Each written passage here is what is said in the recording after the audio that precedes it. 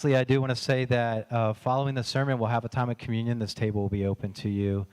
But before we do that, let's listen to what the Spirit has to say as we invite Pastor Alison to come up and speak this morning. Let's welcome her.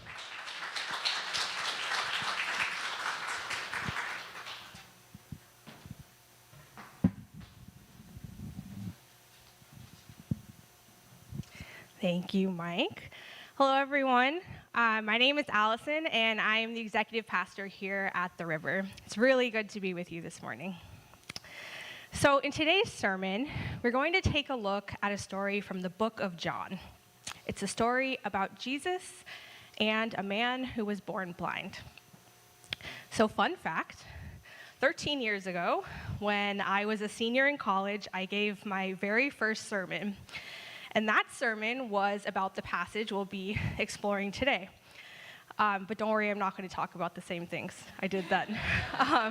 Because over the years, even though I've continued to find this passage to be very interesting, I've grown and changed a lot. And so the perspectives and questions that I bring to the passage have also changed a lot over the years.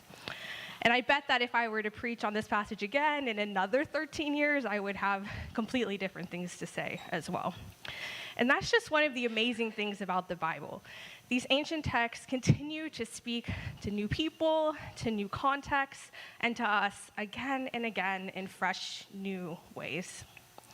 So I would invite you, whether you've never heard this story before, or if you've heard it many, many times before, to approach it today with openness to new ways that God's Spirit might be speaking to you today. All right, so let's dive in. The story begins like this. As Jesus walked along, he saw a man blind from birth. His disciples asked him, "Rabbi, who sinned, this man or his parents, that he was born blind?" As Jesus and his disciples were walking along, they encountered a blind man. Like many in their cultural context, the disciples assumed that the man's blindness was a result of sin, either the man's or the man's parents. So the disciples asked Jesus which it was. To their surprise, Jesus answered, "Neither this man nor his parents sinned." With this statement, Jesus flipped the disciples' cultural assumptions on their head. According to Jesus, the man's blindness had nothing to do with sin, neither the man nor the parents. This was a new way of thinking for the disciples, and I'm sure for the man himself, who likely grew up hearing this kind of messaging. What must it have been like for that man to receive the message that he wasn't sinful after all? It may have been an incredible relief, but perhaps it also felt too good to be true. Now, it is important to note that the next few lines of the passage have led to some pretty harmful beliefs around disability and around the nature of God. So I'm going to read them and then take some time to offer some perspective on some ways to think about them.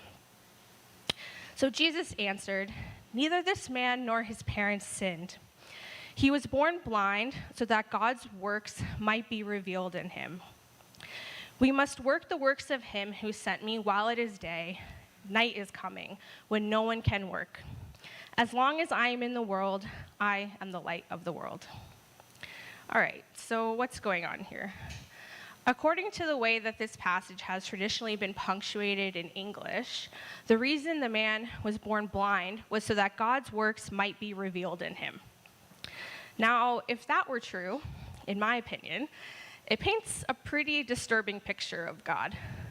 According to that view, God purposefully impaired the man's sight, causing him all kinds of hardship within his cultural context, just for the sake of allowing Jesus to one day happen upon the man and to heal him for the sake of God's glory. If this is what God is like, then God sounds pretty callous and manipulative to me, and not very loving at all. But according to some scholars, there is another way to punctuate this passage in English that leads to different conclusions. These scholars find this second way of punctuating the passage to be compelling for a number of reasons. Firstly, they say that this second option is more consistent with how the Greek words in the passage were typically used. Secondly, they say that the second option ties in more clearly to the light versus darkness imagery that is used in the subsequent lines and that we see throughout the book of John. And thirdly, they say that theologically, the second option paints a picture of a God who is loving and steadfast. And after all, the Bible tells us that God is love. So this is an important point. So the second way of punctuating goes like this. Neither this man nor his parents sinned so that he was born blind. So that God's works might be revealed in him, we must work the works of him who sent me while it is day. Night is coming when no one can work. As long as I am in the world, I am the light of the world. So let me read that again. Neither this man nor his parents sinned so that he was born blind. So that God's works might be revealed in him, we must work the works of him who sent me while it is day. Night is coming when no one can work. As long as I am in the world, I am the light of the world. So we start again with Jesus' proclamation that the man's blindness was not connected to sin. But rather than move into an alternate explanation regarding the cause of the man's blindness, here Jesus turns his focus to a discussion around the timing of a possible intervention. Jesus said that he and his disciples must intervene quickly before the night comes. On one level, Jesus was speaking more broadly about his ministry on earth. Jesus was saying that he felt a sense of urgency to take advantage of the time he had left before the night, his impending death, to allow as many people as possible to see and experience God's agape love in the bright of day. Jesus was also playing around with some irony here. In addition to talking about his larger ministry, Jesus was speaking about that specific day. As we will learn later in the passage, Jesus encountered and went on to heal the blind man on the Sabbath day, an act that angered many in town. Jesus could have waited until nightfall, when the Sabbath was over, to heal the man, but he did not do so. Had Jesus waited, he would have avoided controversy, but he also would have been endorsing a system that prioritized righteousness over compassion. Jesus had the ability to help the man in that very moment, and he chose to do so regardless of the expectations of religious tradition. Additionally, performing the healing miracle in the daylight had the benefit of allowing more individuals in the town to see and hear about the man's experience with Jesus. So let's take a look at the healing itself. When Jesus had said this, he spat on the ground and made mud with the saliva and spread the mud on the man's eyes, saying to him, "Go wash in the pool of Siloam," which means sent. Then the man went and washed and came back able to see. The people of the town had a pretty interesting reaction to the man's healing. The neighbors and those who had seen him before as a beggar began to ask, "Is this not the man who used to sit and beg?" Some were saying, "It is he." Others were saying, "No, but it is someone like him." He kept saying, "I am he." But they kept asking him, "Then how were your eyes opened?" He answered, "The man called Jesus made mud, spread it on my eyes, and said to me, 'Go to Siloam and wash.' Then I went and washed and received my sight." They said to him, "Where is he?" He said, "I do not know." The individuals who saw the man were divided. Some were sure that it was him. Others could not believe it. The man shared his story again and again, but many could not believe that he was the same person. So they brought the man to the local religious leaders. They brought to the Pharisees the man who had formerly been blind. Now it was a Sabbath day when Jesus made the mud and opened his eyes. Then the Pharisees also began to ask him how he had received his sight. He said to them, "He put mud on my eyes, then I washed, and now I see." Some of the Pharisees said, "This man Jesus is not from God, for he does not observe the Sabbath." Others said, "How can a man who is a sinner perform such signs?" And they were divided. So they said again to the blind man, "What do you say about him? It was your eyes he opened." He said, "He is a prophet." Once the religious leaders heard the man's story, they had different questions about the healing than those posed by the people of the town. They did not question whether the miracle had taken place or puzzle over how it had happened. Instead, they were focused on the timing of the healing. The healing took place on the Sabbath, a day set aside for rest and worship when work was not permitted. And many considered healing to be a form of work. Some of the leaders felt that not keeping the Sabbath was such a serious sin that it meant Jesus was not from God. Other leaders disagreed, saying, "How can a man who is a sinner perform such signs?" The people of the town continued to debate the miracle. They questioned the man's parents and argued with the man about his experience, especially about the man's conclusion that Jesus was a prophet. They rebuked the man, urging him to give glory to God, not to Jesus. They said, "We know this man Jesus is a sinner." To this, the formerly blind man replied, "I do not know whether he is a sinner. One thing I do know, that though I was blind, now I see." The man grounded himself in the facts of his lived experience, but the people were not satisfied. They continued to question and argue with the man, becoming especially angry when he revealed that he now considered himself a follower of Jesus. They discounted his perspective, saying, "You were born entirely in sins, and are you trying to teach us?" And so the people drove the man out, following through on their threat that anyone who confessed Jesus to be the Messiah would be put out of the synagogue. Jesus heard about what had happened to the man and went to meet with him. The passage says, Jesus heard that they had driven him out, and when he found him, he said, "Do you believe in the Son of Man?" He answered, "And who is he, sir? Tell me, so that I may believe in him." Jesus said to him, "You have seen him, and the one speaking with you is he." He said, "Lord, I believe," and he worshiped him. In his second encounter with Jesus, the man learned more about Jesus and began to worship him.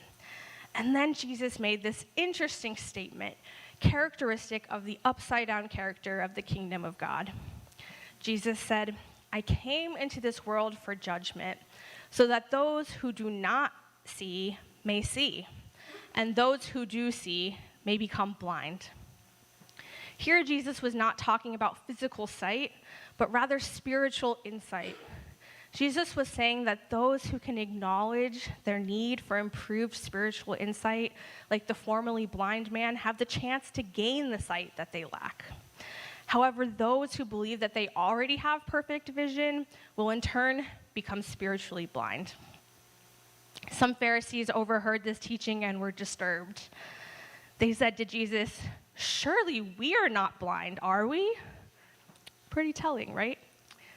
Being unable to consider your own potential fallibility is probably a sign of some blindness. So there's a great website of comics about Bible passages called Agnus Dei. That is D-A-Y, not D-E-I. Anyhow, they have a number of comics about this passage, including one that goes like this. "It's like the blind guy sees better and better, but the Pharisees see worse and worse." Yeah. Those who think they are blinded, and those who think they see are blinded, and those who know they're blind see. It's the immaculate perception. So humor aside, there's some truth here, right?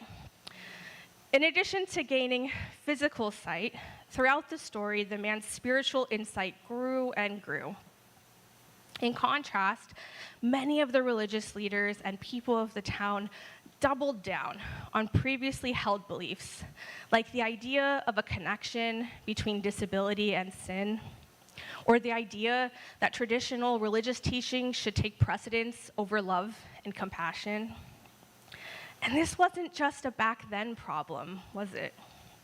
We see this kind of thing in many religious communities today. When confronted with foreign experiences or new ways of thinking, it can be all too easy to dig in one's heels and cling to what is familiar. When I first preached on this passage all those years ago, I was primarily interested in the first interaction between the man and Jesus, the initial healing. At the time, personally, I was thinking a lot about what a relationship with Jesus looks like and how connecting with God can help us to heal, sometimes physically, but also emotionally. All of that is like really great, important stuff, and I still have lots of thoughts about all of it, and I'm happy to chat. Send me an email if you want to talk about it. But in my laser focus on those topics, I didn't pay much attention to the other characters in the story, the man's parents, the townspeople, and the religious leaders, or the man's interactions with them. And I didn't think much about Jesus' second interaction with the man after he was driven away. But there's so much we can gain by looking at these parts of the story. As we enter Pride Month, I can't help but see parallels between the man's experiences and those of many LGBTQ people of faith. The man was told he was sinful just for being born the way he was. Again and again, as the man tried to share his story with those around him, he was not believed. Out of fear of religious authorities, the man's parents found themselves unable to take a stand for him. The man's experiences and perceptions of Jesus were characterized as invalid just because of who he was. And ultimately, the man was driven out of his religious community. These are the types of experiences faced by many in the queer community today. I know that I've personally faced some of these obstacles myself as a bisexual Christian. But what's encouraging to me personally about this story is Jesus. I love what Jesus did in this story. Jesus challenged the narratives around disability and sinfulness that were tearing the man down. Jesus was willing to break with religious tradition for the sake of extending compassion to the man through healing. And Jesus sought the man out in the midst of his exile. While others drew away, Jesus drew closer, deepening his intimacy with the man. This is what God's love looks like. And so as we begin to take this passage to heart, my first suggestion, as cheesy as it may sound, is to try to be like Jesus. We, too, have the power to question harmful narratives and theologies, both for ourselves and on behalf of others who are being harmed. We, too, have the power to prioritize compassion over traditions and norms. We too can draw near to those who have been rejected or neglected by those in power. My second suggestion is to be willing to consider your own blind spots. It is important to acknowledge that none of us sees perfectly. We are all limited by our own histories, upbringings, identities, and contexts. When we refuse to acknowledge our blind spots, we close ourselves off to learning and growing. And we make it impossible to truly see, hear, and connect with those around us. Instead, we should try to be like the formerly blind man when he said, "I do not know whether he is a sinner. One thing I do know, that though I was blind, now I see." Stand by the truths that you know to be fundamental. But in other areas, acknowledge your limitations. When you're unsure, don't be afraid to say, "I don't know." My final suggestion is this. When people share their lived experiences, believe them the first time. This was something that many of the townspeople were unable to do for the blind man. Instead of taking his words to heart, they questioned and challenged the man, making him repeat his story again and again and again. How incredibly exhausting that must have been. Unfortunately, this is something that we do with great frequency in our world today, especially to those who hold marginalized identities. So let us practice being better listeners. Let us treat people's stories as the precious gifts that they are. Let us approach others' stories not with entitlement or a need to disprove, but instead with gratitude and a posture of open-hearted listening. As I close today's sermon, I'd like to offer an invitation to take part in communion. Here at the River, we typically offer communion about once a month, and it is open to anyone who would like to participate. When we eat the bread, in our case a wafer, and drink the wine, in our case juice, we do so in remembrance of God's abundant love for us. Spiritual practices like communion or prayer are important because they help us move from talking about God's love for us to actually experiencing it together. We believe that communion is a symbolic act, but also one that holds significant spiritual power. Writer Rachel Held Evans once said, "Something about communion triggers our memory and helps us see things as they really are. Something about communion opens our eyes to Jesus at the table."